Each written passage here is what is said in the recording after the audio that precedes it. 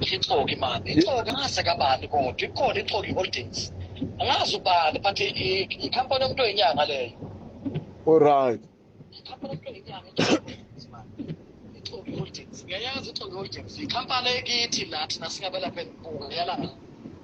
Yiyo ke leyo manje emfakisa izimali Ixoki. Lo uyayazi udengeka abantu uyayiphika kuphela. Wayengavula ngecase ngoba phela imali uyithumele kwisikhe ikhampani balengaka. Icase ikhona imile, icase ikhona iyagijima. Akusondaba encane le dokotela wami, asondaba encane le Dr. Mkhulu. Yeah, isayazi.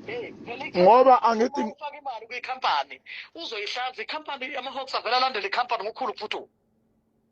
Angithi into eyenzekayo ukuthi uyabezwa uma bekhuluma laphana bathi bona